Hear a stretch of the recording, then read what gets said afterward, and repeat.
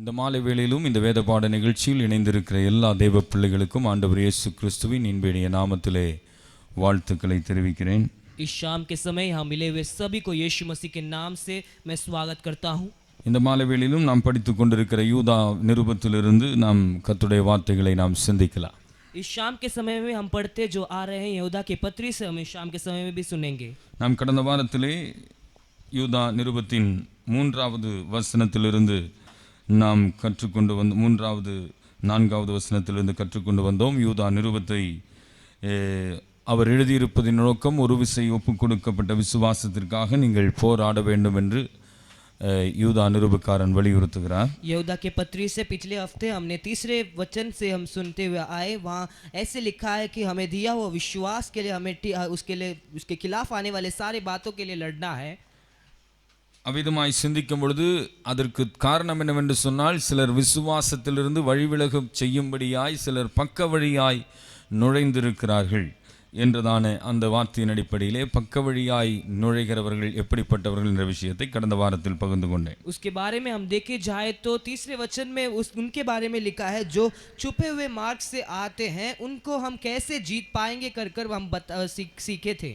இந்த நாளிலும் யூதா நிருபத்தின் 4வது வசனத்தை நான் உங்களுக்காய் வாசிக்கிறேன். ஏனெனில் நமது தேவனுடைய கிருபையை காம விகாரத்துக்கு ஏதுவாக புரட்டி ஒன்றான ஆண்டவராகிய தேவனையும் நம்முடைய கர்த்தராகிய இயேசு கிறிஸ்துவையும் மறுதலிக்கிற பக்தியற்றவர்களாகிய சிலர் பக்க வழியாய் நுழைந்திருக்கிறார்கள், அவர்கள் இந்த ஆக்கினைக்குள்ளாவார்கள் என்று பூர்வத்திலே எழுதியிருக்கிறது.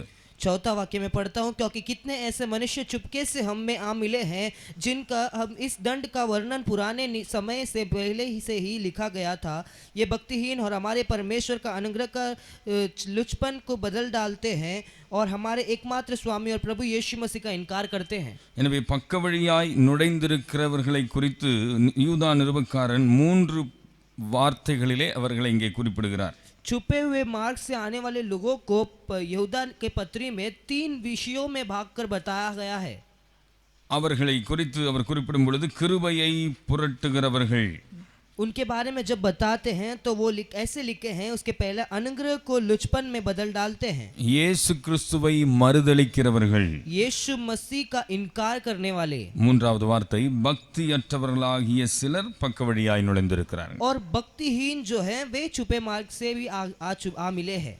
எனவே பக்க வழியாய் நுழைந்திருக்கிறவர்கள் யார் என்று சிந்திக்கும் பொழுது அவர்களை 3 கூட்டத்திலே அவர்களை நீங்கள் இனம் கண்டுகொள்ள முடியும். அவர்கள் கிருபையை புரட்டுகிறவர்களாய் இருக்கிறார்கள், இயேசு கிறிஸ்துவை மறுதலிக்கிறவர்களாய் இருக்கிறார்கள், பக்தியற்றவர்களாய் இருக்கிறார்கள் என்பதை யூதா இங்கே குறிப்பிடுகிறார். छुपे मार्ग से आने वाले लोग कैसे हैं जब यहूदा बताते थे उनके बारे में नीचे लिखा है, ये भक्तिहीन है और हमारे परमेश्वर के अनुग्रह का लुचपन में बदल डालते हैं और हमारे एकमात्र स्वामी और प्रभु यीशु मसीह का इनकार करते हैं. விசுவாசத்திற்காக போராடுகிற தேவ பிள்ளைகள் அவர்கள் பக்க வழியாய் நுழைகிற கூட்டத்தை நீங்கள் இனம் கண்டுகொள்ள வேண்டும், அவர்களை அடையாளம் கண்டுகொள்ள வேண்டும். विश्वास के जंग में जो है वो छुपे हुए मार्ग से आने वाले लोगों को जांच कर उन्हें जानना बहुत जरूरी है. அவர்கள் எப்படிப்பட்டவர்களாய் இருக்கிறவர்கள்? முதலாவது குறிப்பாக சிந்திக்கும் பொழுது தேவனுடைய கிருபையை காமவிகாரத்துக்கு ஏதுவாக புரட்டுகிறவர்கள். उनके बारे में हम कैसे वो लोग हैं, पहले वो ऐसे लिखा गया हमारे परमेश्वर के अनुग्रह को लुचपन में बदल डालते हैं. சுருக்கமாய் சொன்னால் தேவனுடைய கிருபையை புரட்டுகிறவர்கள். अगर छोटी शब्दों में कहूँ तो परमेश्वर का अनुग्रह को बदल डालते हैं. தேவனுடைய அந்த உண்மை அந்த தேவ கிருபையை அவர்கள் தங்களுடைய ஆதாய பொருளாக மாற்ற விரும்புகிறவர்கள். परमेश्वर का वो जो अनुग्रह है वो अपने चाहत के लिए अपने उपयोग के लिए बदल डालते हैं. இன்னும் இந்த வார்த்தை தெளிவாய் சொல்லுகிறது, காம விகாரத்துக்கு ஏதுவாக புரட்டுகிறவர்கள் என்று சொல்லப்படுகிறது. और यहाँ और एक बार ऐसे लिखा गया है, परमेश्वर का अनुग्रह अपने लुचपन के अनुसार बदल डालते हैं. இன்னும் சொல்ல போனால் பரிசுத்தத்திற்கு முதன்மையை கொடுக்காமல் அவர்கள் பரிசுத்தமில்லாத தேவனுக்கு பிரியமில்லாத காரியங்களை செய்கிறவர்களாய் அவர்கள் காணப்படுகிறார்கள். वो पवित्रता को ना चाहकर परमेश्वर को जो प्रिय नहीं है वो कार्य करने लग जाते हैं. எனவே அவர்களை அன்ஹோலி பீப்புள் என்று அவர்களை குறிப்பிடலாம். इसलिए उसे उन लोगों को हम अपवित्र लोग कर नाम दे सकते हैं. அவர்கள் பரிசுத்தத்திற்கு முதன்மையிடம் கொடுக்கவில்லை. वो पवित्रता को पहले स्थान नहीं दिए. தேவனுடைய கிருபையை தங்களுடைய சுய இச்சைகளுக்கு ஏற்றமாறு காம விகாரத்துக்கு ஏதுவாக தங்களை அதை மாற்றிக்கொள்ளுகிற அனுபவமுடையவர்களாய் இருக்கிறார்கள். परमेश्वर के अनुग्रह को अपने इच्छा के अनुसार अपने लुचपन में बदल डालते हैं. கிருபையை புரட்டி போடுவது என்று சொன்னால் என்ன? अनुग्रह को लुचपन में बदल डालना मतलब क्या है? நம் ஒவ்வொருவருக்குமே கிருபையினாலே நமக்கு ரட்சிப்பு கிடைத்திருக்கிறது. हम हर एक जन को अनुग्रह से उद्धार मिला है. கிருபையினாலே இந்த விசுவாச வாழ்க்கையை தேவன் தந்திருக்கிறார். अनुग्रह से हमें विश्वास के जीवन मिला है. கிருபையினாலே நாம் இந்த அபிஷேகத்தை பெற்றிருக்கிறோம். अनुग्रह से हमें इस अभिषेक मिला है. கிருபையினாலே அவருக்குள்ளே நாம் நிலை நின்று கொண்டிருக்கிறோம். अनुग्रह से हम उन पर स्थिर हैं. ஹல்லேலூயா. हालेलुया. கிருபையினாலே நாம் நிலை நின்று கொண்டிருக்கிறோம். अनुग्रह से हम स्थिर हैं. எனவே அந்த கிருபையை அதை வீணடிக்கிற அதை போக்கடிக்கிற ஒரு கூட்டத்தை குறித்து தான் இங்கே வாசிக்கிறோம். उस अनुग्रह को बदल डालने वाले लोग के बारे में हम देख रहे हैं.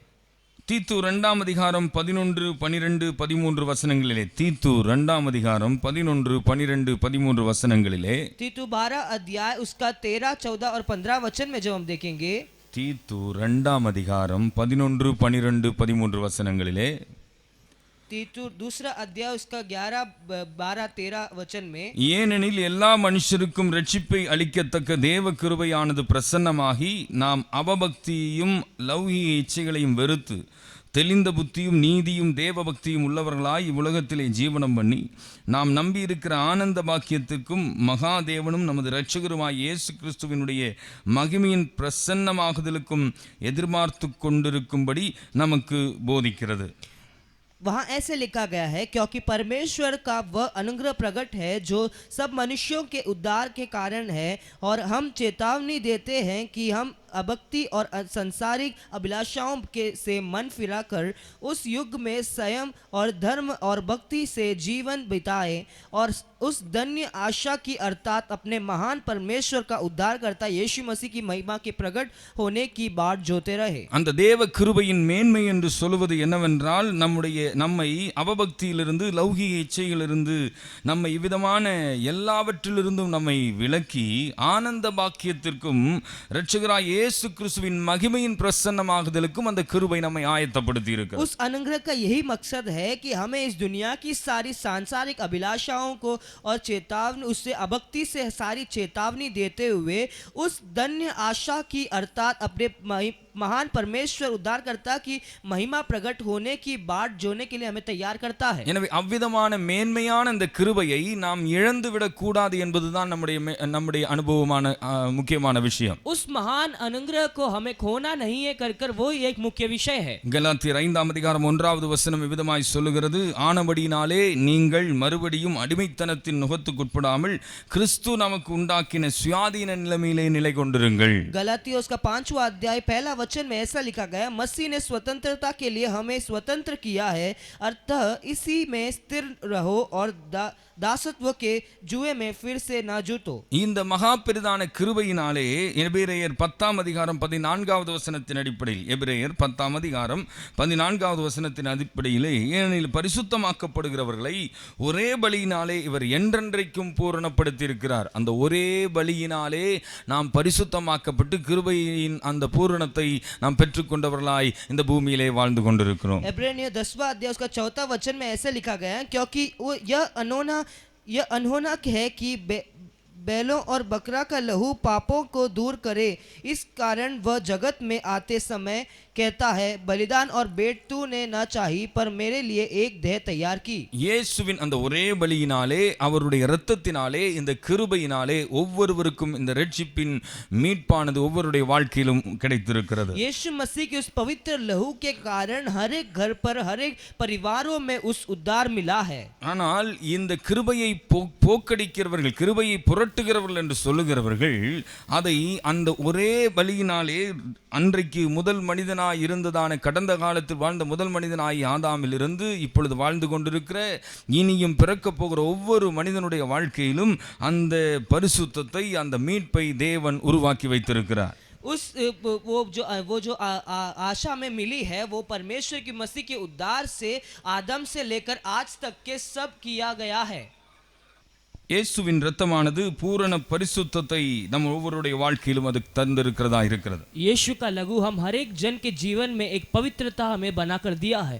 எனவே கடந்த கால நிகழ்கால வருங்கால பாவங்களை அது மன்னித்து விட்டது என்று அந்த அந்த அந்த அந்த காரியத்தை வேத புரட்டர்கள், அதாவது கிருபையை புரட்டுகிறவர்கள் அவிதமாய் சொல்லி மீண்டுமாய் தங்களை பாவத்துக்கு உட்படுத்துகிறவர்களாய் அவர்கள் மாறி போகிறார்கள். हमारे आगे के आने वाले सारे पापों को वो शुद्ध किया गया है, उसे माफ किया गया है, वैसे बोलकर ये अनुग्रह को बदल डालने वाले लोग और पाप के अंदर घुस जाते हैं. சுவிசேஷத்தின் மேன்மை என்று சொல்வதே என்னவென்று சொன்னால், ஆண்டவர் கடந்த காலத்தின் நிகழ்காலத்தின் வருங்காலத்தில் வரக்கூடியதான நபர்களுடைய பாவங்களையும் ஒரே பலியினாலே இரத்தத்தினாலே அவர் மன்னித்திருக்கிறார் என்பதுதான் சுவிசேஷத்தின் மேன்மையாக காணப்படுகிறது. समाचार की उत्पन्न यही है कि उस सभी के पापों को, पीछे पुराने पापों को, अभी के पापों को और भविष्य के पापों को सब एक ही बार परमेश्वर ने उसे माफ किया है कर वही सुसमाचार है. அதனாலே மீண்டுமாய் நாம் பாவம் செய்தால் தவறு இல்லை என்று போதிப்பது, மீண்டுமாய் நாம் எப்பொழுதும் அதி நிமித்தமாக எப்பொழுது வேண்டுமானாலும் நாம் பாவம் செய்யலாம் என்று போதிப்பது கிருபையை புரட்டுவதற்கு போதிக்கிறவர்கள் கிருபையை புரட்டுகிறவர்களாக இருக்கிறார்கள். ऐसा है, इसलिए हम कभी भी पाप कर सकते हैं, कई समय पर पाप कर सकते हैं, वैसे बोलने वाले अनुग्रह को बदलने वाले लोग होते हैं. இந்த இடத்தில் ரோமர் 5ஆம் அதிகாரத்தின் 20வது வசனத்தை வாசிக்கும் பொழுது, மீறுதல் பெருகும்படிக்கு நியாயப்பிரமாணம் வந்தது, அப்படி இருந்தும் பாவம் பெருகின இடத்தில் கிருபை அதிகமாய் பெருகிற்று என்று வாசிக்கிறோம். रोमियो के पुस्तक में उसके 5वें अध्याय उसके दूसरे वचन में ऐसे लिखा गया है, जहां पाप बढ़ती है वहां अनुग्रह की बढ़ोतरी होती है कर हम पढ़ते हैं. 20வது वचனம் 20. रोमियो 5वां अध्याय उसका 20वां वचन, பாவம் பெருகின இடத்தில் கிருபை அதிகமாய் பெருகிற்று. व्यवस्था बीच में आ गई कि अपराध बहुत हो, परंतु जहां पाप बहुत हुआ वहां अनुग्रह की उससे भी कहीं अधिक हुआ. அதனுடைய அர்த்தம் பாவம் பெருகின இடத்திலே கிருபை பெருகிக் கொண்டே இருக்கும் என்பதல்ல. उसका कारण जहां पाप बढ़ती है वहां अनुग्रह भी बढ़ती जाती है, ऐसे नहीं. அவர் தம்முடைய கிருபையை அதிகமாய் தேசத்திலே பொழிந்திருக்கிறார். वो अपनी अनुग्रह देश में दिखाया है. எனவே அந்த கிருபையை ஆதாய பொருளாய் மாற்றி நாம் மீண்டுமாய் பாவம் செய்து கொண்டிருக்கலாம் என்றதான அர்த்தத்தில் அது குறிப்பிடப்படவில்லை. इसलिए उस अनुग्रह को हमारी चाहत के अनुसार बताकर हमें उसकी फायदा ले सकते हैं, ऐसे नहीं. தேவன் தன்னுடைய காரியத்தை அவர் செய்து முடித்திருக்கிறார். परमेश्वर अपने कार्य को पूरा किया है. ஆனால் மனிதனுக்கு அவனுக்கு ஒரு பொறுப்பு இருக்கிறது. पर मनुष्य को भी एक कार्य दिया गया है. அது என்னவென்று சொன்னால், அந்த ரட்சிப்பில் தேவன் செய்த அந்த ரட்சிப்பின் திட்டத்தில் தான் விசுவாசித்து தன்னை பூரணமாய் அதை ஒப்புவித்து ஆண்டவர் செய்து முடித்ததான் அந்த ரட்சிப்பின் திட்டத்தில் தன்னை ஒப்புக் கொடுத்து பரிசுத்தமாய் வாழ வேண்டும் என்பதுதான். मनुष्य का फर्ज यही है कि वो परमेश्वर ने जो दिया हुआ उस स्वतंत्रता में जीकर, पवित्रता में जीकर हमें बताना है.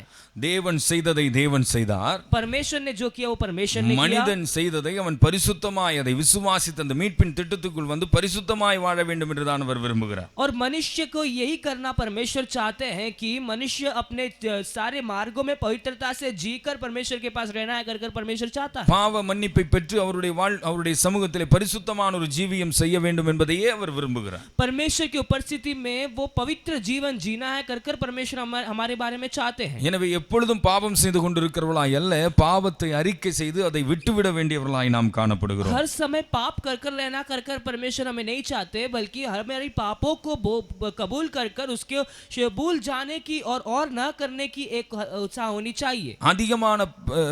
அதிகமான கிருபையை பெறுவதற்கு அதிகமான பாவத்தை செய்ய வேண்டும் என்று அல்ல. ज्यादा अनुग्रह पाने के लिए ज्यादा पाप करना, ऐसे नहीं. பாவம் பெருகின இடத்தில் ஊழியம் செய்கிறவனுக்கு அந்த பாவியை ரட்சிப்பதற்கு தேவன் கிருபையை பெருக பண்ணுகிறார். जहाँ पाप बढ़ती है उस पापी को बचाने के लिए एक सेवक को परमेश्वर अनुग्रह देता है. அதுதான் ரோமர் 5ஆம் அதிகாரம் 20வது வசனம். वही रोमियो 5वां अध्याय उसका 20वां वचन में लिखा गया है. பாவம் பெருகின இடத்தில் ஊழியம் செய்கிற பாவம் பெறுகிறவர்களிடத்தில் தேவனுக்கு அவர்களை வழிநடத்துகிறவனுக்கு தேவன் அதிகமாய் கிருபையை பெருக பண்ணுகிறார். जहाँ पाप बढ़ते हुए इस दुनिया में उस पापी को बचाने के लिए परमेश्वर की सेवक को परमेश्वर अनुग्रह बढ़ोतरी कर देता है.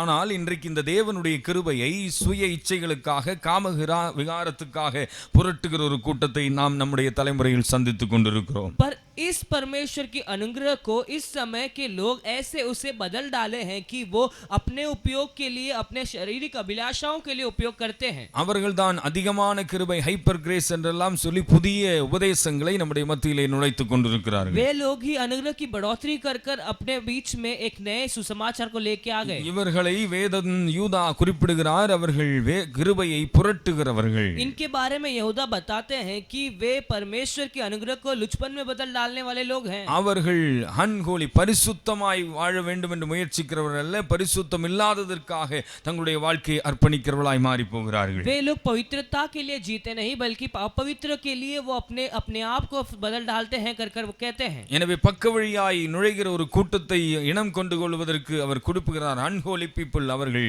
கிருபையை புரட்டுகிறவர்கள், பரிசுத்தத்திற்கு முக்கியத்துவம் கொடுக்காமல் தங்களுடைய மனதின் விருப்பத்திற்கு ஏற்றால் போல தங்களை மாற்றிக் கொள்கிறவர்கள். इसलिए अपवित्र लोग, इसलिए ये जो छुपे मार्ग से आने वाले लोग को यहूदा ऐसे अपवित्र लोग कर कर नाम देकर उन्हें बताते हैं। இரண்டாவதாக அங்கே யூதா குறிப்பிடுகிற ஒரு கூட்டத்தை பார்க்கலாம். அவர்கள் ஒன்றான ஆண்டவராகிய தேவனையும் நம்முடைய கர்த்தராகிய இயேசு கிறிஸ்துவையும் மறுதலிக்கிறவர்கள். யூதா 4வது வசனம். उसके चौथे वचन में अगला लिखे, उनके बारे में लिखे गए हम पढ़ सकते हैं, और हमारे एकमात्र स्वामी और प्रभु यीशु मसीह का इनकार करते हैं। அதாவது கிறிஸ்துவை மறுதலிக்கிறவர்கள். उसका मतलब यीशु मसीह को इनकार करने वाले लोग, those who denied the Lord Jesus Christ, जो प्रभु यीशु मसीह को इनकार करते हैं, அவர்கள் தேவனை மறுதலிக்கிறார்கள். वो परमेश्वर को इनकार करते हैं। மறுதலித்தல் என்று சொல்வது வார்த்தையினால் மறுதலிப்பது மாத்திரமல்ல, इनकार कर कर कहना, वो शब्दों में इनकार कर சில कर कहना வேளைகளில் वही नहीं। அவர்கள் வார்த்தையினால் மறுதலிப்பதில்லை, कई बार वो शब्दों में इनकार नहीं करते, செய்கையினால் மறுதலிக்கிற கூட்டமாக அவர்களை பார்க்க முடியும். वो अपने क्रियाओं में इनकार करने वाले लोगों के द्वारा हम देख सकते हैं। இயேசுவை புறக்கணிக்கிறவர்கள் என்றவர்களை சொல்லலாம். यीशु मसीह को इनकार करने वाले लोग कर हम उन्हें नाम दे सकते हैं। தங்களுடைய சொந்த விருப்பத்தை நிறைவேற்ற விரும்புகிறவர்கள் என்று சொல்லலாம். वो अपने खुद की अभिलाषाओं को पूरे करने चाहते हैं। அதாவது unruly people, அதாவது தேவனால் ஆளுகை செய்யப்படாதவர்கள். उसका मतलब परमेश्वर से अधिकार ना रखे हुए लोग, அவர்கள் எப்பொழுதும் தங்களுடைய சொந்த விருப்பம் நிறைவேற வேண்டும் என்று விரும்புகிறவர்கள். वो हमेशा अपनी इच्छा को पूरा करना चाहते हैं। பல நேரங்களிலும் ஜெபிக்கும் பொழுது ஜெபிப்பார்கள், ஆண்டவரே உம்முடைய சித்தம் நடக்க வேண்டும் என்று. कई बार प्रार्थना करने में वो लोग करेंगे कि परमेश्वर आपकी इच्छा पूरी हो, ஆனால் மனது முழுவதும் அவர்களுடைய சித்தத்தை தேவனுடைய சமூகத்திலே பேசிக் கொண்டிருப்பார்கள். पर उनके हृदय में सारी चीजें उनकी इच्छा को परमेश्वर की उपस्थिति में बताते रहेंगे। அவர்களே அவர்களுக்கு எஜமானர்களாய் மாறி போகிறார்கள். वो अपने आप को ही राज करने वाले लोग बन जाते They हैं। are the masters of their own life. वे उनके जीवन की खुद की राज करते हैं। பல நேரங்களிலும் தேவனை வார்த்தைகளினால் புறக்கணிக்காவிட்டாலும் செய்கைகளால் புறக்கணிக்கிறவர்களாய் அவர்கள் மாறி போகிறார்கள். कई बार वो अपने शब्दों में परमेश्वर को इनकार नहीं करते, पर उनके क्रिया के द्वारा परमेश्वर को इनकार कर देते हैं। பல நேரங்களிலும் தேவனை அறிந்திருந்தும் தேவனை அறியாதவர்கள் போல வாழ்கிற அனுபவம். परमेश्वर को जानकर भी वे परमेश्वर को नहीं जानते, उसके अनुसार जीते हैं। இந்த வார்த்தைகளை கேட்கும் பொழுது நாம் ஆராய்ந்து பார்க்க முடியும். ये सब शब्द को हम सुनते ही हम अपने आप को जांच ले। தேவனை அறிந்தவர்கள் தேவனை அறிந்ததை போல வாழ வேண்டும். प्रभु को जाने हुए लोग प्रभु को जाने जैसे जीना है। தேவனை அறிந்தவர்கள் தங்களுடைய எஜமானனாக தங்களுடைய வாழ்க்கையிலே தேவனுடைய சித்தம் தான் நிறைவேற வேண்டும் என்று எதிர்பார்க்க வேண்டும். प्रभु को जो जाने हैं वे ऐसे इच्छा उनके अंदर होनी चाहिए कि परमेश्वर की इच्छा ही मेरे जीवन में हो। அதை குறித்து 2 பேதுரு 2ஆம் அதிகாரம் 1 முதல் 3 வரையில வசனங்களை வாசிக்கும் பொழுது, उसके बारे में दूसरा पत्रस उसका दूसरा अध्याय उसका पहला से तीसरा वचन में जब पढ़ेंगे, கள்ள தீர்க்கதரிசிகளும்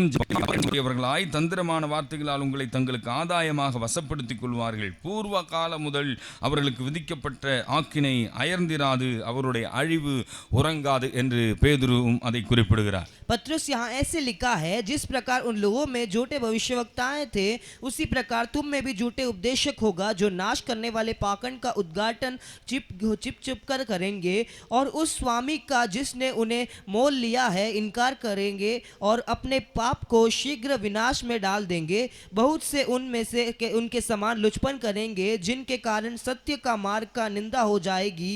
वे लोभ के लिए बातें गढ़कर तुम में अपने लाभ का कारण बनाएंगे, और जो दंड की आज्ञाएं उन पर पहले से हो चुकी है उसकी आने में कुछ भी देर नहीं और उनका विनाश उगता होगा। யூதாவை போலவே விசுவாசத்துக்கு எதிராய் பக்க வழியாய் நுழைகிற கூட்டத்தை குறித்து பேதுருவும் இங்கே விளக்கமாக குறிப்பிடுகிறதை பார்க்கிறோம். यहूदा के समान ही जो चुपकर मार्ग में आने वालों के बारे में यहूदा जैसे बताते हैं, उनके समान ही पतरस भी यहाँ बताते हुए हम देख सकते हैं. அவர்களை குறித்து சொல்லும் பொழுது அவர்கள் தந்திரமாய் நுழைய பண்ணி தங்களை கிரயத்துக்கு கொண்ட ஆண்டவரை மறுதலித்து தங்களுக்கு தீவிரமான அழிவை வருவித்துக் கொள்கிறார்கள். தங்களை கிரயத்துக்கு கொண்ட ஆண்டவரை மறுதலி वहाँ ऐसे लिखा गया है, वे छुपे मार्ग से आकर और उस स्वामी की जिसने उन्हें मोल लिया है उनके इनकार करेंगे. இங்கே ஆண்டவர் என்றதான ஒரு வார்த்தை பயன்படுத்தப்படுகிறது. यहाँ स्वामी कर एक शब्द उपयोग किया जाता है. பேதுரு இங்கே பயன்படுத்தி இருக்கிற இந்த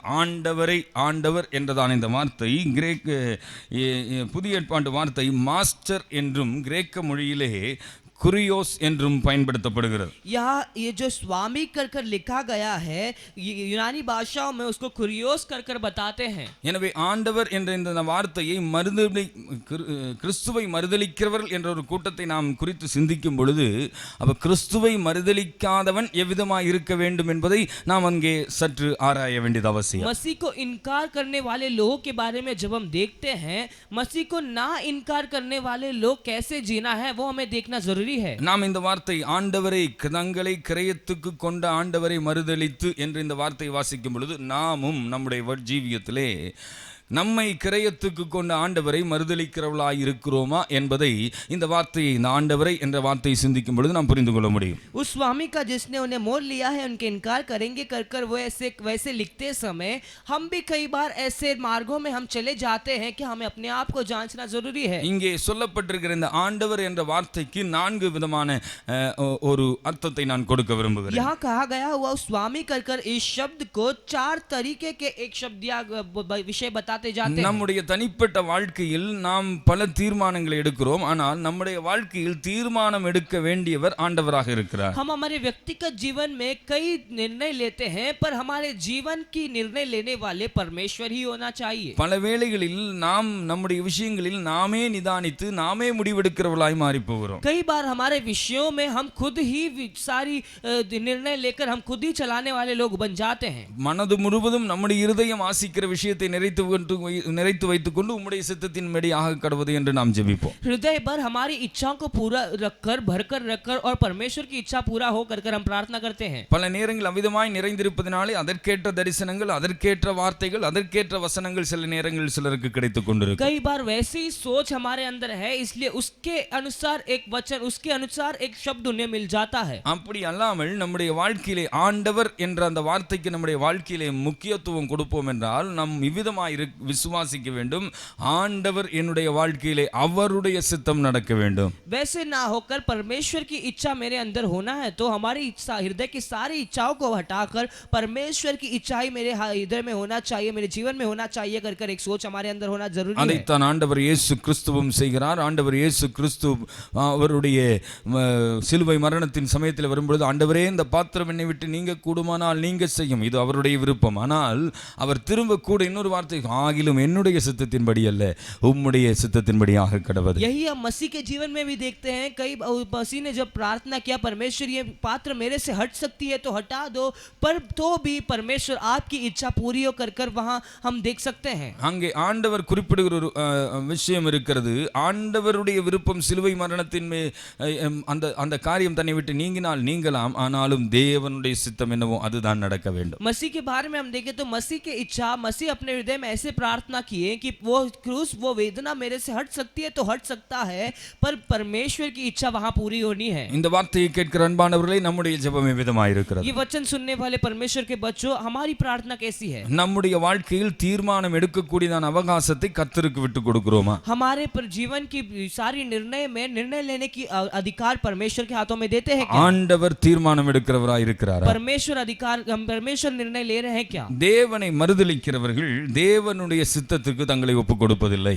परमेश्वर को जो इनकार करते हैं वे अपने आप को परमेश्वर के निर्णय के अनुसार नहीं छोड़ते। நான் இவ்விதமாய் சொல்ல விரும்புகிறேன், தேவனை மறுதலிப்பது என்று சொல்வதும் தேவனுடைய சித்தத்துக்கு ஒப்புக் கொடுக்காமல் வாழ்வது என்பதும் தேவனை மறுதலிப்பதற்கு சமமாய் மாறுகிறது. मैं ऐसा कहना चाहता हूं, जो परमेश्वर की इच्छा के अनुसार नहीं जीते हैं वे भी मसीह को इनकार करने वाले लोग हैं कर कहना चाहता हूं। எனவே இந்த ஆண்டவர் என்ற வார்த்தை நம்முடைய வாழ்க்கையில் அவர் தீர்மானம் எடுக்கக்கூடியவர். इसलिए स्वामी कर ये जो शब्द है वो हमारे जीवन के अंदर सारी निर्णय लेने वाले वही है। இந்த ஆண்டவர் என்ற வார்த்தைக்கு இன்னொரு அர்த்தம் என்னவென்று சொன்னால் முழுமையான அதிகாரம் உடையவர். इस स्वामी कर शब्द के दूसरे अर्थ यही है कि सारी अधिकार उसके हाथों पर है। அவருடைய வல்லமைக்கும் அவருடைய அதிகாரத்துக்கும் இடையே எந்த விதமான மனுஷிக அதிகாரங்களும் இடையிலே கடந்து செல்வதில்லை. स्वामी के अधिकार और सारी शक्ति के सामने और कोई शक्ति और अधिकार नहीं है। அப்படி என்றால் நம்மை கிரயத்துக்கு கொண்டதாகி ஆண்டவரை நாம் மறுதலிக்கிறோமா? ஆண்டவர் நம்முடைய வாழ்க்கை, இன்னும் அந்த வார்த்தையை சொல்ல போனால்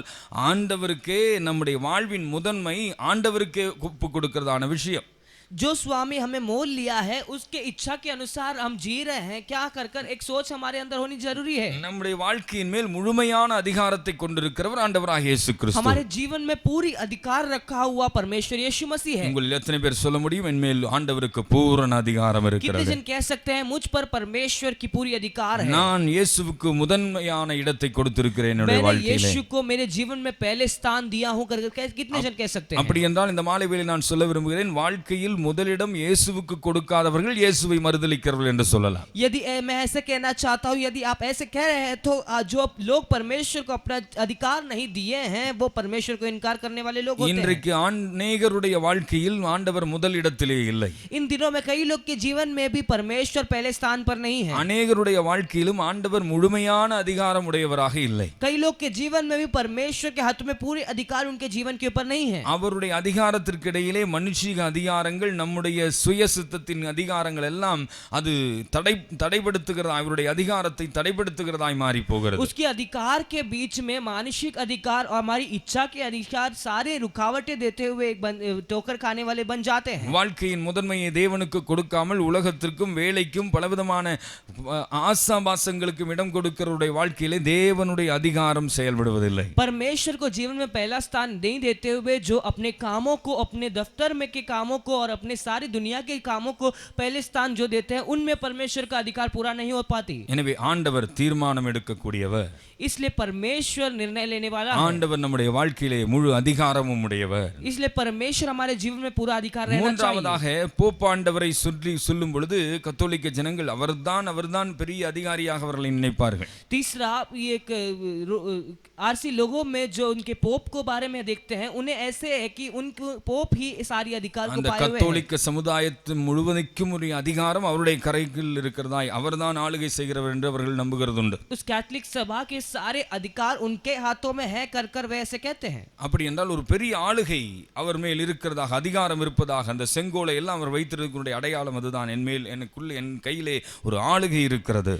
उनमें एक बड़ी अधिकार उनके हाथों में दिया गया कर उनके हृदय में भी और वो ऐसे प्रकट करवाते हैं। இங்கே ஆண்டவர் என்ற வார்த்தை பயன்படுத்தப்படுகிறதே, அதற்கு நம்முடைய ஜீவியத்தை பொறுத்தவரையிலும் அவர் ஆளுகை உடையவராயிருக்கிறார். यहाँ परमेश्वर कर बताते हैं ना, वो परमेश्वर हमारे जीवन में पूरे अधिकार रहना जरूरी है। ஆண்டவர் இயேசு ஆளுகை செய்கிறவர். परमेश्वर यीशु अधिकार करते हैं। எத்தனை பேர் இந்த மாலை வேளையில் சொல்ல முடியும் அவர் என்னுடைய குடும்பத்தை ஆளுகை செய்கிறார்? कितने जने शाम के समय कहते हैं कि परमेश्वर मेरा परिवार के अधिकार करते என்னுடைய हैं, தனிப்பட்ட வாழ்க்கையை ஆளுகை मेरे செய்கிறார், व्यक्तिगत जीवन में वो राज करता है, என்னுடைய சபையை ஆளுகை செய்கிறார், मेरे कलीसिया को वो राज करता है, என்னுடைய ஊழியத்தை ஆளுகை मेरे செய்கிறார், सेवकाई को वो राज करता है। என்னுடைய சகலவற்றின் மேலும் ஆளுகையும் அதிகாரம் உடையவர் இயேசு மாத்திரமே, அவர்தான் ஆண்டவர். सारे चीजों में राज रखा हुआ और अधिकार रखा हुआ परमेश्वर यीशु मसीह है और वही परमेश्वर है। எனவே இங்கே சொல்லப்பட்டிருக்கிற ஆண்டவர் என்ற வார்த்தை இன்னொரு நான்காவது ஒரு அர்த்தத்தை கொடுக்கும் என்றால், यहाँ स्वामी कर दिया गया उस शब्द का चौथा अर्थ मैं बताना चाहता हूँ। அவர் ஆண்டவராய் இருக்கிறபடினாலே அவரே விசுவாசிக்கப்படக்கூடியவர். वो स्वामी है इसलिए वो ही विश्वास योग्य है। அவர் ஆண்டவரானதினாலே நாம் அவரை ஆண்டவர் என்று விசுவாசிக்கிறோம். वो स्वामी है इसलिए वो हम उसे स्वामी कर विश्वास रखते हैं। அந்த விசுவாசம் வருகிறவர்கள் என்ன செய்கிறார்கள்? அவரிடத்திலே அடிமையாக தங்களை ஒப்புக் கொடுத்து விடுகிறார்கள். वो विश्वास जिसके अंदर होता है वो अपने आप को दास के बनाकर उसके सामने जाते हैं। அவரை நாம் விசுவாசிக்கிறபடினாலே, அவருக்கு அடிமையாக ஒப்புக் கொடுத்து விடுபடுபடினாலே அவர் எஜமானனாய் இருக்கிறார். वो हमारी स्वामी है, इसलिए हम अपने आप को दास के रूप में उनके सामने जाते हैं, इसलिए वो हमारे जीवन में वो स्वामी है। எனவே மரியாள் இயேசுவை பார்த்து சொல்லும் பொழுது, இயேசுவை சொல்லும், மரியாள் தன்னை கிறிஸ்துவுக்கு அடிமை என்று அவள் ஒப்புக் கொடுக்கிறார். मरियम जब ये यीशु के सामने जाते हैं, मरियम अपने आप को यीशु के सामने एक दास की के रूप में वो जाती है। நாம் அவரை விசுவாசித்து அவருக்கு அடிமையாக நம்மை ஒப்புக் கொடுக்கிறோம் என்றால் அவர் நம்முடைய எஜமானராய் இருக்கிறார். यदि हम विश्वास कर उसमें हम दास के रूप में उनके सामने जाएंगे तो वो हमारी स्वामी बनता है। எனவே இங்கே பேதுரு குறிப்பிடுகிறார், கிரயத்துக்கு கொண்ட ஆண்டவரை மறுதலிக்கிற ஒரு கூட்டத்தை இங்கே குறித்து பேதுரு பேசும் பொழுது, यहाँ इस झुंड के बारे में जब पतरस कहते हैं कि उस स्वामी के जिसने उन्हें मोल लिया है उनके इनकार करेंगे करके, எனவே இந்த ஆண்டவருடைய சுபாவத்தை சிந்திக்கும் பொழுது அவர் தீர்மானம் எடுக்கக்கூடியவராய், நம்முடைய ஜீவியத்திலே முதன்மையானவராய், நம்முடைய வாழ்க்கையிலே முழு ஆளுகையும் உடையவராய், நம்முடைய வாழ்க்கையிலே அவர் எஜமானராய் இருக்கிற ஒரு அனுபவம் தான் அவரைக்கு ஒப்பு கொடுத்து வாழ்கிற அனுபவம். उस स्वामी की स्वभाव के बारे में हम इस रूप में हम देखेंगे तो वो स्वामी हमारे जीवन की निर्णय पूरी इच्छाएं पूरी करती है। वो स्वामी हमारे जीवन में अधिकार रखे हैं और हमारी सारी बातों के ऊपर वो राज करता है। கிறிஸ்துவை மறுதலிக்கிறவர்கள் ஒருபோதும் இந்த எண்ணம் உடையவர்களாய் அவர்கள் இருப்பதில்லை. जो मसीह को इनकार करते हैं उनके अंदर ऐसे सोच कभी नहीं होता। கிறிஸ்துவே என்னுடைய வாழ்க்கையில் தீர்மானம் எடுக்கக்கூடியவர், मसीह ही मेरे जीवन में सारी निर्णय लेते கிறிஸ்துவே हैं, என்னுடைய வாழ்க்கையில் அதிகாரம் உடையவர், मसीह ही मेरे जीवन में अधिकार रखे கிறிஸ்துவே हैं, என்னுடைய வாழ்க்கையை ஆளுகை செய்கிறவர், मसीह ही मेरे जीवन की राज करता है। அவர்தான் என்னுடைய எஜமானன் என்று கிறிஸ்துவை மறுதலிக்கிறவர்கள் ஒருபோதும் சொல்லுவதில்லை. वही मेरा स्वामी है कर जो मसीह के इनकार करते हैं ऐसे कभी नहीं कहेंगे। அப்படி என்றால் இந்த மாலை வேளையில் என்னுடைய வார்த்தைகளை கேட்கிற அன்பான इस शाम தேவஜனமே, के समय मेरे वचन सुनने वाले परमेश्वर के बच्चों, நாம் ஒருவேளை வார்த்தையினால் கிறிஸ்துவை மறுதலிக்காவிட்டாலும், हम हो सकता है हम शब्दों से मसीह को इनकार न இந்த करें तो ஆண்டவர் என்ற வார்த்தை, இந்த வார்த்தையை நாம் சிந்திக்கும் பொழுது इस स्वामी कर इस शब्द को जब हम सोचें, நாம் செய்கையினாலே ஆண்டவரை மறுதலித்துக் கொண்டிருக்கிறோமா, இல்லை ஆண்டவருக்கு முழுமையாய் ஒப்பு கொடுத்து வாழ்ந்து கொண்டிருக்கிறோமா என்பது சிந்திப்பது அவசியமாயிருக்கிறது. हमारे क्रियाओं में परमेश्वर को इनकार करके जी रहे हैं क्या, या हमारी बातों में इनकार कर जी रहे हैं कि अपने आप को परमेश्वर के हाथों में सौंप कर जी रहे हैं क्या, वो हमें जानना जरूरी है। இங்கே யூதா பக்க வழியாய் நுழைகிற கூட்டத்தை குறித்து குறிப்பிடுகிறார். அவர்கள் முதலாவது தேவனுடைய கிருபையை தங்களுடைய காம விகாரத்துக்காக புரட்டுகிறவர்கள்.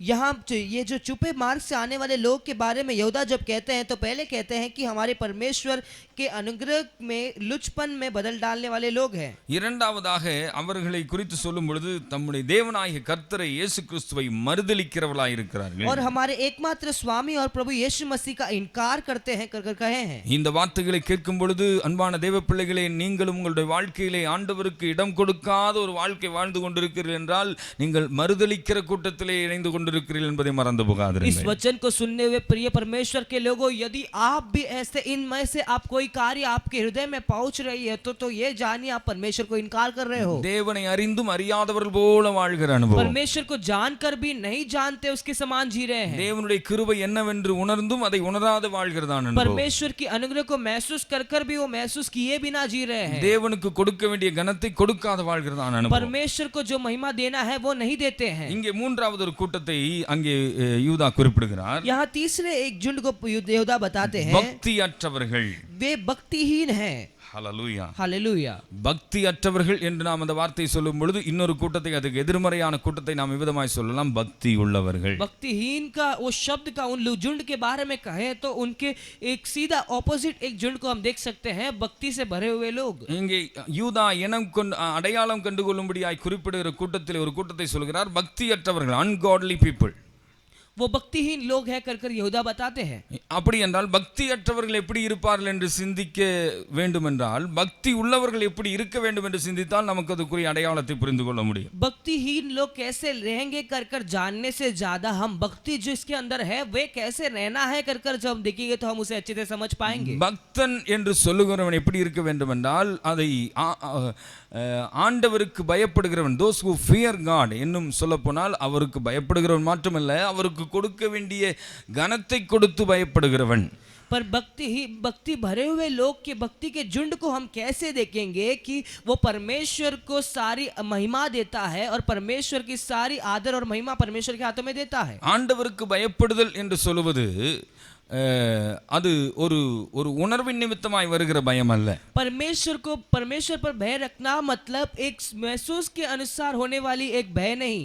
சிலர் சொல்லுவார்கள், நீங்கள் அதை பண்ணலைன்னா இதை பண்ணலாம், சாமி கண்ணை குத்திரும், அது பண்ணிரும், இதை பண்ணிரும் என்று சொல்லுகிற ஒரு கூட்டத்தை பார்க்கலாம். एक झुंड को हम ऐसे देख सकते हैं कि यदि तुम इसे नहीं किए तो तुम मर जाओगे, तुम्हें ये हो जाएगा वो हो जाएगा कर कहने वाले डरावने देते हुए நன்றாக அறிந்திருக்க வேண்டும், நம்முடைய ஆண்டவர் ஒருபோதும் தீமை செய்கிறவர் அல்ல. हमें अच्छे से जानना है कि हमारा परमेश्वर कभी भी हमारे खिलाफ नहीं करते। அவர் நம்முடைய கண்களை பறித்துக் கொள்ள விரும்பவில்லை, குருடனுக்கு பார்வை கொடுக்கவே வந்தார். वो हमारी आंखों को लेने नहीं बल्कि अंधे को दृष्टि देने के लिए ही आया। எனவே அவ்விதமான எந்த விதமான பழிவாங்குதலின் கிரியையும் ஆண்டவர் செய்வதில்லை. ऐसे बदला लेने की कोई क्रिया परमेश्वर ने देने नहीं आया। எனவே அவர் என்னுடைய ஆண்டவருக்கு நான் இடம் கொடுக்கவில்லை என்றால் அவர் என்னை தண்டித்து விடுவார் என்று நாம் ஆண்டவருக்கு பயப்படுகிறவர்களாக இருக்க கூடாது. परमेश्वर को मैं महिमा नहीं दूं तो वो मुझे दंड देंगे कर ऐसे एक सोच हमारे अंदर नहीं होना चाहिए। அது ஒரு பக்திக்குரிய அனுபவம் அல்ல. वो एक भक्ति का अनुभव नहीं है। அந்த பக்தி என்று சொல்வது அப்படிப்பட்ட ஒரு பயம் பக்தி நிமித்தமாய் உருவாகிற பயம் அல்ல. वैसे एक डर भक्ति से होने वाली एक डर नहीं है। வேதம் நமக்கு அப்படி ஒரு பயத்தை சொல்லிக் கொடுக்கவில்லை. கர்த்தருக்கு பயப்படுகிறவர்கள் என்று சொல்லும் பொழுது वचन हमें परमेश्वर की भय रखने वाले लोग मतलब ऐसे नहीं सिखाती। வேதம் நமக்கு கற்றுக் கொடுக்கிற பயம் அவருக்கு கொடுக்க வேண்டியதான கனத்தை, அவருடைய அன்பை நினைத்து அவருக்கு கொடுக்க வேண்டியதான கனத்தை கொடுத்து அவருக்கு பயப்படுகிறோம். वचन में हम देखें तो परमेश्वर पर भय रखने वाले लोग कर हम कहे तो परमेश्वर को उस सारी आदर और महिमा देकर उसके अच्छे प्रेम देकर ऐसे रहने वाले लोग ही भक्ति से भरे हुए लोग कहते हैं। எனவே ரெவரன்ஷியலி ஃபியர் காட், ஆண்டவருக்கு கனத்தை கொடுத்து அவரை மேன்மையானவராய் நினைத்து அவருக்கு நாம் பயப்படுகிறோம். आदर और महिमा देकर उसको भय रखे हैं। அந்த கனம் நமக்குள்ளே வரும் பொழுது அவருக்கு கொடுக்க வேண்டியதான மகிமை, அவருக்கு கொடுக்க வேண்டியதான துதி ஸ்தோத்திரங்கள் ஆராதனைகள் இது எல்லாம் நம்முடைய வாழ்க்கையில எது இருந்தாலும் இல்லாவிட்டாலும் இயல்பாக ஸ்பான்டேனியஸ்லி நம்முடைய வாழ்க்கையிலிருந்து வெளிப்படுகிறதாய் மாறிவிடும். यदि उस आदर और महिमा परमेश्वर को ही हम देते हैं तो हम न जानकर ही हमारे जीवन में सारी आराधनाएं और सारी स्तुतियां आ जाती रहती है। எனவே பக்தி உள்ளவன் என்று சொல்லுகிறவன், பக்தி உள்ளவன் என்று யாரை குறிப்பிடலாம் என்றால், பக்தன் என்று யாரை குறிப்பிடலாம் என்றால், இயல்பாக தன்னுடைய இருதயத்திலிருந்து அவன் மனப்பூர்வமாக ஆண்டவரை நேசித்து அவருக்கு கொடுக்க வேண்டியதான கனத்தை கொடுத்து அவருக்கு பயப்படுகிறவனை தான் பக்தி உள்ளவன், பக்தன் என்று நாம் சொல்ல முடியும். भक्त कर जिसे हम किसे कहते हैं, जो परमेश्वर को अपने सारी आदर और महिमा देकर परमेश्वर को पर प्रेम रखता है, वो उसे ही हम सेवक या भक्त कर हम कहते हैं। அப்படி ஒரு பக்தனை பார்த்து ஆண்டவர் சொல்லுகிறார். ஆதியாகமம் 22 அதிகாரம் 12வது வசனத்திலே, ஆதியாகமம் 22:12 उत्पत्ति 22 अध्याय उसका 12 वचन में हम देखते हैं, நீ அவனை உன் புத்திரன் என்றும் உன் ஏகசுதன் என்றும் பாராமல் எனக்காக ஒப்புக் கொடுத்தபடினால் நீ தேவனுக்கு பயப்படுகிறவன் என்று இப்பொழுது நான் அறிந்திருக்கிறேன். उस लड़के तुम्हारे एकलौते पुत्र को भी नहीं रख छोड़ा, उसमें मैं जान गया कि तू परमेश्वर का भय मानता है।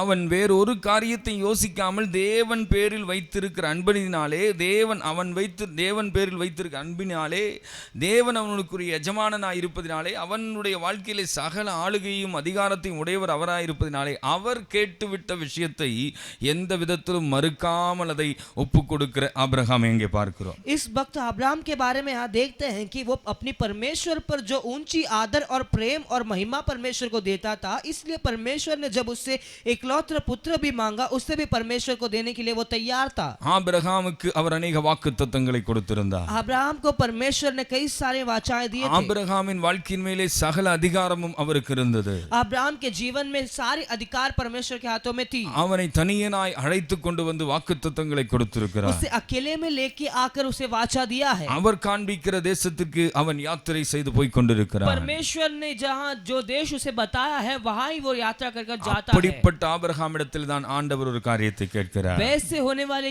अब्राहम के पास ही परमेश्वर एक कार्य पूछता है। அவனை குறித்து ஆபிரகாம் ஆண்டவர் சொல்லுகிற சாட்சி, நீ இதை ஒன்றையும் கவனிக்காமல் நீ எனக்கு கீழ்ப்படிந்தபடினாலே நீ தேவனுக்கு பயப்படுகிறவன் என்பதை அறிந்திருக்கிறேன். तुम इन सारी बातों को ना जानते हुए मेरे लिए तुम ये सब कार्य किए, इसलिए तुम मेरे भय मानते हो कर कर मैं जानता हूँ। சங்கீதம் 128 அநேக ஆசீர்வாதங்களை சொல்லி அங்கே இவ்விதமாய் ஒரு வார்த்தை சொல்லப்படுகிறது, கர்த்தருக்கு பயப்படுகிற மனுஷன் இவ்விதமாய் भजन ஆசீர்வதிக்கப்படுவான். संहिता 128 में हम देखते हैं जो परमेश्वर पर भय रखने वाले व्यक्ति ऐसे होगा करके हम पढ़ सकते हैं। எனவே நீதிமொழிகள் 1:7 சொல்லுகிறது, கர்த்தருக்கு பயப்படுதலே ஞானத்தின் ஆரம்பம் என்று சொல்லப்படுகிறது. नीति वचन उसका पहला अध्याय उसका 7वां वचन में हम देखते हैं जो परमेश्वर की भय रखते हैं वहां ही ज्ञान की शुरुआत होती है करके हम पढ़े हैं। இந்த கர்த்தருக்கு பயப்படும் பயம் என்று சொல்வது ஒரு விதமான உணர்வின் நிமித்தமாய் வருவதல்ல, அவருக்கு கொடுக்கிற கனத்தின் நிமித்தமாய் உண்டாகிற பயம். परमेश्वर पर रखने वाली ये जो भय है वो एक सोच से नहीं आती बल्कि हमारी सारी आदर और महिमा परमेश्वर के हाथों में देते हैं। அப்படி என்றால் பக்தியுள்ளவர்களின் வாழ்க்கையில் தேவன் முதலிடத்தை வகிக்கிறார். उसका मतलब जो भक्ति जीवन जीते हैं वहां उनके जीवन में परमेश्वर पहला स्थान पाते हैं। பக்தி உள்ளவர்களுக்கு பக்தியுள்ளவருடைய வாழ்க்கையிலே தேவன் முக்கிய இடத்தை ஸ்தானத்தை வகித்துக் கொண்டிருக்கிறார். जो भक्ति से भरकर जीते हैं वहां उनके जीवन में परमेश्वर पहला स्थान में रहते हैं। ஆனால் இதற்கு எதிர்மறையாக நாம் சிந்திக்கும் பொழுது उसके आजू बाजू देखें तो பக்தி அற்றவர்களுக்கும் தேவனை தெரியும், भक्ति जो भक्तिहीन है उन्हें भी परमेश्वर को जानते हैं, தேவனுடைய வார்த்தைகளை அறிந்திருக்கிறார்கள், परमेश्वर के वचन को जानते हैं, தேவன் யார் என்பது அவர்களுக்கு தெரியும். वचन परमेश्वर कौन है करके वो ஆனால் जानते हैं। தேவனுக்கு கொடுக்க வேண்டிய கனத்தை கொடுக்காதபடினாலே அவர்கள் பக்தி அற்றவர்களாய் மாறி போகிறார்கள். पर परमेश्वर को जो आदर और महिमा देना है वो नहीं देते, इसलिए वो भक्तिहीन बन जाते हैं। இங்கே சொல்லப்படுகிற இந்த பக்தி அற்றவர்களும் சபைக்குள்ளே தான் இருக்கிறார்கள். ये जो यहाँ कहा गया वो इस भक्तिहीन लोग कलीसिया के अंदर ही हैं। அவர்களுக்கு எல்லா உபதேசங்களும் போதகங்களும் அவர்கள் கேட்டவர்கள் தான். उन्हें भी सारी वचने समाचार सुने ही हैं। அவர்கள் தான் பக்க வழியாய் நுழைந்து இவ்விதமான புரட்டல்களையும் அவர்கள் சபைக்குள்ளே உருவாக்கி கொண்டிருக்கிறார்கள். वो ही छुपे मार्ग से आकर ऐसे अनुग्रह की लुचपन ऐसे बदल डालने वाले लोग बन जाते हैं। எனவே என்னை கேட்கிற அருமையான தேவனுடைய பிள்ளைகளே, इसलिए मुझे सुनने वाले प्रिय परमेश्वर के நம்முடைய बच्चों, ஜீவியம் பக்தியுள்ளவர்களாய் பக்தியோடு கூடியதான பக்தர்களாக நாம் காணப்பட வேண்டும். इसलिए हमारे जीवन भक्ति के साथ भरे हुए भक्ति बनकर जीने की एक आदत में होनी चाहिए। ஆண்டவருக்கு கொடுக்க வேண்டியதான கனத்தை கொடுக்காமல் வாழ்கிறவர்கள் பக்தியற்றவர்களாய் மாறி போகிறார்கள். परमेश्वर को जो आदर नहीं देते हैं वो भक्तिहीन बन जाते हैं। அப்படி என்றால் பக்தி உள்ளவர்களை குறித்து விதமாய் சொல்லலாம், ஆண்டவருக்கு முதலிடம் கொடுக்கிறவர்கள். उसका मतलब जो भक्ति भरे हुए लोग हैं उनके बारे में ऐसे कह सकते हैं परमेश्वर को पहले स्थान देते हैं। அவருக்கு கொடுக்க வேண்டிய கனத்தை கனம் பண்ணுகிறவர்கள். परमेश्वर की जो आदर है वो महिमा है परमेश्वर को ही देते हैं। இன்னும் சொல்லப்போனால் முழுமையாக தேவனுடைய வார்த்தைகளுக்கு கீழ்ப்படிகிறவர்கள். और कहने जाए तो अपने आप को पूरे तरीके से परमेश्वर के हाथों में सौंप देते हैं। தேவன் அனுதினமும் பேசுகிற வார்த்தைகளுக்கு கீழ்ப்படிகிறார்கள். परमेश्वर जो हर दिन बात करते हैं उस वचन को अपने उसकी मान लेते हैं। அவர் பேசின வார்த்தைகளாய் நம்முடைய கரங்களில் தரப்பட்டிருக்கிற வேத வசனங்களுக்கு கீழ்ப்படிகிறார்கள். वो परमेश्वर के वचन को वो उसकी मान लेते हैं। எனவே தேவனை கனம் பண்ணுகிறவன் என்று சொல்லுகிறவன் தேவனுடைய வசனத்தையும் கனம் பண்ணுகிறான். परमेश्वर को मानने वाले लोग ऐसे कहे तो वो परमेश्वर के वचन को भी आदर देता है। தேவனை கனம் பண்ணுகிறேன் என்று சொல்லி தேவனுடைய வசனத்தை புறக்கணிக்கிறவனாய் இருந்தால் அவன் தேவனை கனம் பண்ணுகிறவன் அல்ல. परमेश्वर को आदर महिमा दे रहा हूं कर वचन को हम बदल डाल रहे हैं तो वो परमेश्वर को भक्तिहीन नहीं தேவனை கனம் பண்ணுகிறேன் என்று சொல்லி தேவனுடைய சபையை தேவனுடைய பிள்ளைகளை தேவனுடைய ஊழியர்களை புறக்கணிக்கிறவனாய் இருக்கிறான் என்று சொன்னால் அவனும் தேவனை கனம் பண்ணுகிறவன் அல்ல. परमेश्वर को आदर महिमा दे रहा हूं कहकर परमेश्वर की कलीसिया को लोगों को बदल डाल रहे हैं कर कहे तो वो भक्तिहीन व्यक्ति है। அப்படி என்றால் தேவனை கனம் பண்ணுகிறவர்கள் தேவனுடைய வசனத்தை கனம் பண்ணுகிறார்கள். उसका मतलब परमेश्वर को आदर महिमा देने वाले परमेश्वर के वचन को भी आदर महिमा देना है। தேவனுடைய பிள்ளைகளை கனம் பண்ணுகிறார்கள். और परमेश्वर के लोग को भी आदर और महिमा देते हैं। ரட்சிக்கப்பட்டவர்களை அனுதினமும் தேவன் சபையிலே சேர்த்து கொண்டு வருகிறார். जो उद्धार पाए हैं उनको हर दिन परमेश्वर कलीसिया में लेके आते हैं। எனவே வெவ்வேறு இரத்தத்தினாலே அவர்கள் மீட்கப்படவில்லை, ஒரே இரத்தத்தினாலே ஒரே பலியினாலே மீட்கப்பட்டவர்கள் தான் சபை என்றதான ஐக்கியத்திற்குள்ளே கடந்து வருகிறார்கள். कई सारे लहू और बलि से वो उद्धार मिले नहीं उन्हें, बल्कि एक ही लहू और एक ही बलि से उन्हें उद्धार मिली है। எனவே கனம் பண்ண ஒருவருக்கொருவர் முந்திக் கொள்ளுங்கள் என்று வசனம் சொல்கிறது. எனவே நம்முடைய ஐக்கியத்திலே நம்மோடு கூட பழகிறவர்களை ஆண்டவருடைய பிள்ளைகளை பார்க்கும் பொழுது நாம் ஒருவரை ஒருவர் கனம் பண்ணுகிறோம். जब हम परमेश्वर के बच्चों को देखते हैं हम एक दूसरे को आदर और महिमा एक दूसरे को आदर देते हुए हम रहते हैं। எனவே அந்த கனம் பண்ணக்கூடிய மனோபாவம் அந்த ஒரு சிலரை காணும் பொழுது சிலரை பார்க்கும் பொழுது அவர்களை கனவீனமாக எண்ணுவார்கள். தங்களுடைய ஸ்டேட்டஸ், தங்களுடைய பதவி, தங்களுடைய படிப்பு, தங்களுடைய உயர்ந்த அனுபவங்கள் அதையெல்லாம் வைத்துக்கொண்டு மற்றவர்களை உதாசீனமாய் நினைக்கிற சிலரை காண முடியும். कई लोग को हम देख सकते हैं अपने स्टेटस, अपने सारे बातों के देख, अपने ऊंचाई को देखकर दूसरे लोग को तुच्छ जानते हुए लोगों को ऐसे देखते हैं. அவ்விதமான சாதாரணமான தேவ பிள்ளைகளை அவர்கள் கனவீனப்படுத்துவார்கள் என்றால் அவர்கள் தேவனை கனவீனப்படுத்துவதற்கு அது சமமாய் மாறிவிடுகிறது. ऐसे साधारण लोग को देखकर वो यदि तुच्छ जानेंगे तो परमेश्वर को आदर न और तुच्छ जानने वाली एक समय में बन எனவே जाते हैं. பக்தி உள்ளவர்கள், பக்தன் என்று சொல்லுகிறவன், பக்தி உள்ளவன் என்று சொல்லுகிறவன் தேவனை கனம் பண்ணுகிறான், தேவனுடைய வசனத்தை கனம் பண்ணுகிறான், தேவனுடைய பிள்ளைகளை கனம் பண்ணுகிறான். एक भक्ति से भरे हुए एक व्यक्ति परमेश्वर को, परमेश्वर के वचन को और परमेश्वर के लोगों को आदर महिमा देता है. அப்போ இங்கே பக்க வழியாய் நுழைகிற ஒரு கூட்டத்தை யூதா குறிப்பிடுகிறார், அவர்கள் பக்தியற்றவர்கள். छुपे मार्ग से आने वाले लोगों के बारे में यहूदा एक वचन बताते हैं कि वो भक्तिहीन है. அப்ப அவர்களுடைய சுபாவம் என்ன? தேவனை கனம் பண்ணாதவர்கள், தேவனுக்கு முதலிடம் கொடுக்காதவர்கள், தேவனுடைய வார்த்தைக்கு இடம் கொடுக்காதவர்கள், தேவனுடைய பிள்ளைகளுக்கு தங்களுடைய வாழ்க்கையிலே இடம் கொடுக்காதவர்கள், கனம் பண்ணாதவர்கள். इस भक्तिहीन लोगों के स्वभाव कैसे आप समझ लिए होंगे कि वो परमेश्वर को पहला स्थान नहीं देते, परमेश्वर को आदर महिमा नहीं देते, परमेश्वर के वचन को जानते नहीं, बल्कि परमेश्वर की लोगों को भी वो प्रेम नहीं करते. இந்த வார்த்தையை கேட்கும் பொழுது கேட்கிற அன்பான தேவ பிள்ளையே, நாம் எந்த இடத்தில் இருக்கிறோம்? इस वचन को सुनने वाले परमेश्वर के बच्चे, हमें यही जानना है कि हम कहाँ हैं. பக்தி உள்ளவன் என்ற கூட்டத்தில் இருக்கிறோமா, பக்திஹீன பக்தியற்றவன் என்ற கூட்டத்தில் இருக்கிறோமா? हम भक्ति से भरे हुए झुंड में है क्या या भक्तिहीन झुंड में है क्या? நாம் பக்தன் என்ற வேஷம் தரித்து வாழ்வதிலே எந்த ஒரு பிரயோஜனமும் இல்லை. हम भक्त भरे हुए के रूप लेकर जीने में कुछ फायदा नहीं है. நானும் கிறிஸ்தவன் என்று சொல்வதினாலே நமக்கு ஒரு பிரயோஜனமும் இல்லை. मैं भी मसीह हूं कर कहने में कोई फायदा नहीं है. கிறிஸ்துவை அறிந்து கிறிஸ்துவுக்கு கொடுக்க வேண்டியதான கனத்தை கொடுத்து வாழ்கிறவன் தான் கிறிஸ்து கூட்டல் அவன் கிறிஸ்து, அவனுக்குள்ளே வாழ்கிறவன் தான் கிறிஸ்தவனாய் இருக்கிறான். मैं मसीह को जानकर मसीह को देने वाली सारी आदर और महिमा देकर मसीह में जीने वाले एक व्यक्ति ही भक्ति से भरे हुए कर कह सकते हैं. யூதா குறிப்பிடுகிறார், இவ்விதமான கிருபையை புரட்டுகிறவர்கள், தேவனை கர்த்தராகிய இயேசு கிறிஸ்துவை மறுதலிக்கிறவர்கள், பக்தியற்றவர்கள் பக்க வழியாய் நுழைந்து வருகிறார்கள். यहूदा यहाँ बताते हैं कि ऐसे जो छुपे मार्ग से आने वाले लोग परमेश्वर के अनुग्रह को एक लुचपन में बदल डालते हैं, वे भक्तिहीन हैं और परमेश्वर ये स्वामी और प्रभु यीशु मसीह का इनकार करते हैं. தெளிவாக இங்கே சொல்கிறார், இவர்கள் ஆக்கினைக்குள்ளாக தீர்க்கப்படுவார்கள் என்று பூர்வத்திலேயே எழுதியிருக்கிறது. ये ऐसे बताए हैं कि वे पुराने समय में ऐसे लिखा है कि वे अग्नि के दंड में डाले जाएंगे. அங்கே யூதா 4வது வசனத்திலே அவர் குறிப்பிடுகிறார், இந்த விதமான பக்க வழியாய் நுழைகிற இந்த கிருபையை புரட்டுகிறவர்கள், தேவனை மறுதலிக்கிறவர்கள், பக்தியற்றவர்களாய் வாழ்கிறவர்கள் ஆக்கினைக்குள்ளாக தீர்க்கப்படுவார்கள். यहाँ चौथे वाक्य में हम देख सकते हैं यहूदा ने ऐसे बताए हैं, कितने ऐसे मनुष्य चुपके से हमें आ मिले हैं जिनके दंड का वर्णन पुराने समय में ही पहले से लिखा गया है, जो भक्तिहीन है, जो हमारे परमेश्वर का अनुग्रह का लुचपन में बदल डालते हैं और हमारे यीशु मसीह का इनकार करते हैं. ஆக்கினைக்குள்ளாவார்கள் என்று பூர்வத்திலே எழுதியிருக்கிறது. जिनके इस दंड का वर्णन पुराने समय में ही से ही लिखा है. எனவே என்னை கேட்கிற அருமையான தேவனுடைய பிள்ளைகளே, इसलिए मुझे सुनने वाले परमेश्वर அவர்களுக்குரிய தண்டனை நிர்ணயிக்கப்பட்டதா இருக்கிறது, எழுதி இருக்கிறது என்று அதை குறிப்பிடுகிறார். उन लोगों की दंड जो है वो पहले से ही लिखा गया है कर वो निर्णय किया गया है कर बताते हैं. எந்த ஒரு காரியமும் தீர்ப்பு வழங்கப்படும் பொழுது அது எழுதி வைக்கப்படுகிறது. किसी भी कार्य के उत्तर देने से पहले वो लिखा जाता है.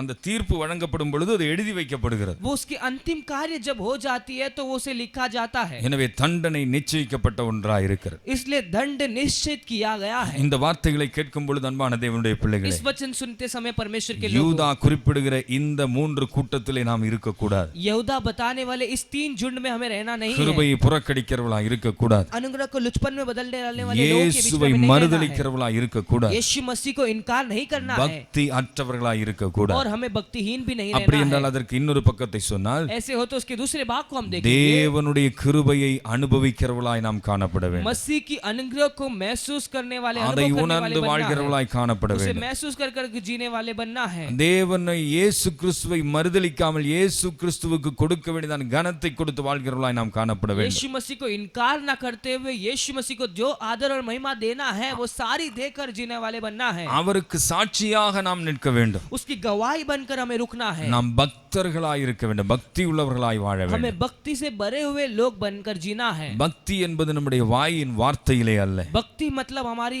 मुंह के शब्दों में नहीं, நம் நம்முடைய உணர்விலிருந்து நம்முடைய செயல்பாடுகளிலிருந்து வெளிப்படுகிறது தான் பக்தி. हमारी सोच से, हमारी अनुभव से, हमारी क्रियाओं से आने वाली ही भक्ति है। தேவனை கனம் பண்ணுகிறோம் என்றால், परमेश्वर को यदि हम आदर महिमा வசனத்தை देते हैं கனம் तो, பண்ணுகிறோம் என்றால், वचन को आदर महिमा देते हैं தேவனுடைய तो, பிள்ளைகளை கனம் பண்ணுகிறோம் என்றால், परमेश्वर की लोगों को आदर देते हो நாம் तो பக்தி உள்ளவர்களாய் இருக்கிறோம். हम भक्ति भरे हुए लोग हैं।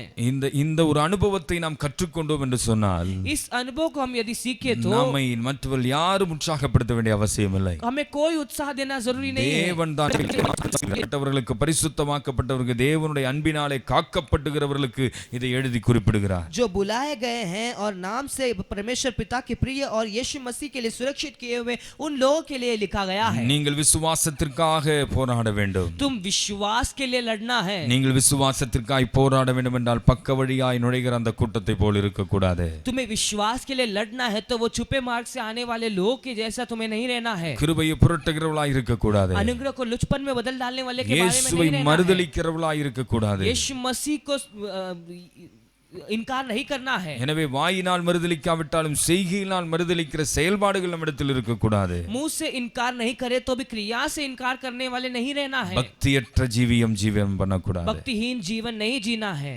அப்படிப்பட்டவர்களுக்கு ஆக்கினை தீர்ப்பு நிச்சயிக்கப்பட்டதா இருக்கிறது. वैसे लोगों के लिए दंड निश्चित किया गया है कर लिखा அந்த गया है। நிச்சயிக்கப்பட்ட தண்டனையை குறித்து நாம் தொடர்ந்து நாம் சிந்திக்க போகிறோம் வருகிற வாரத்திலே. किया गया वो दंड के बारे में आने वाले समय में हम सुनेंगे। Praise God. தேவனுடைய சமூகத்தில் கண்களை மூடி ஜெபிக்கலாம். परमेश्वर की उपस्थिति में आंखें बंद கேட்ட कर வார்த்தைகளுக்கு முன்பதாக நம்மை ஆராய்ந்து பார்க்கலாம். वचन जो हम सुने हैं अपने आप को सुने हुए वचन के दौरान हम நாம் जांचें எங்கே இருக்கிறோம், हम कहाँ हैं, நம்முடைய வாழ்க்கையின் நிலை எப்படி இருக்கிறது, हमारे जीवन की परिस्थिति कैसी நம்முடைய है, ஜீவியத்தில் ஆண்டவர் எங்கே இருக்கிறார், हमारे जीवन में परमेश्वर कहाँ है, ஆண்டவருடைய ஸ்தானம் நம்முடைய வாழ்க்கையில் எங்கே எப்படி கொடுத்திருக்கிறோம், परमेश्वर को हमारे जीवन में कौन सी स्थान दिए हैं। நம்மை நாமே ஆராய்ந்து பார்த்து தேவனுடைய சமூகத்தில் ஒப்புக் अपने கொடுப்போம். आप को जांच कर परमेश्वर की उपस्थिति में நாம் सौंप விசுவாச देंगे। துரோகிகளாய் அல்ல, हम विश्वास के खिलाफ करने वाले விசுவாசத்துக்கு नहीं, விரோதமாய் செயல்படுகிறவர்களாய் அல்ல, विश्वास के विरुद्ध क्रिया करने वाले नहीं, விசுவாசத்திற்காய் போராடுகிறவர்களாய் மாறுவோம். विश्वास के लिए जंग लड़ना है। விசுவாசத்திற்காய் நீங்கள் போராட வேண்டும் என்றால் विश्वास के लिए तुम्हें लड़ना है तो தேவனுடைய கிருபையை காத்துக் கொள்கிறவர்களாய், हमारी अपनी परमेश्वर के अनुग्रह को கிறிஸ்து बचाते हुए இயேசுவுக்கு சாட்சிகளாய் मसीह के गवाही बनकर பக்தியுள்ள ஜீவியம் ஜீவிக்கிறவர்களாய், भक्ति से भरे हुए एक जीवन जीते हुए அப்படிப்பட்டவர்களை விசுவாசத்திற்காய் போராட முடியும். वैसे लोग ही विश्वास के लिए लड़ सकते हैं। தேவனுடைய கரத்தில் ஒப்புக் கொடுப்போம். परमेश्वर के हाथों में सौंपेंगे। அன்பின் பரலோக பிதாவே, நன்றியோடு உம்மை ஸ்தோத்திரிக்கிறோம். प्यारे स्वर्गीय पिता, हम धन्यवाद இந்த करते மாலை हैं। வேளையிலும் கடந்து வந்து உம்முடைய வார்த்தைகளை சிந்திக்க தேவன் தந்த கிருபைக்காய் ஸ்தோத்திரம். इस शाम के समय में भी आपकी वचन सुनने के लिए हमें दिया हुआ इस सौभाग्य के लिए கர்த்தருடைய धन्यवाद। ஆவியானவர் தொடர்ந்து எங்களோடு கூட பேசிக் கொண்டிருக்கிறபடியால் ஸ்தோத்திரம். परमेश्वर की पवित्र आत्मा हमारे साथ बात कर रहे हैं, इसलिए धन्यवाद। தொடர்ந்து எங்களோடு கூட இடைவிடுவீராக. हमसे आप बातचीत करें। இந்த வார்த்தைகளை கேட்ட ஒவ்வொருவரையும் इस ஆசீர்வதிப்பீராக. वचन सुने हुए सभी को आप आशीष करें। வாழ்க்கையில் உம்மை அதிகமாய் உமக்கு கொடுக்க வேண்டிய கனத்தை கொடுத்து வாழ கர்த்தர் அனுகிரகம் செய்வீராக. जीवन में जो आपको आदर देना है वो सारी आदर और महिमा आपको देकर जीने के लिए सहायता कर। விசுவாசத்திற்காய் போராடுகிறவர்களாய் காணப்பட உதவி செய். अपने विश्वास की सुरक्षित करने वाले हमें बनने के लिए सहायता உம்முடைய कर। திருக்கரத்தில் ஒப்புக் கொடுக்கிறோம். आपके हाथों में सौंपते हैं खुदा। இயேசுவின் நாமத்தில் பிதாவே. यीशु मसीह के नाम से पिता। ஆமென். आमीन। ஆமென்.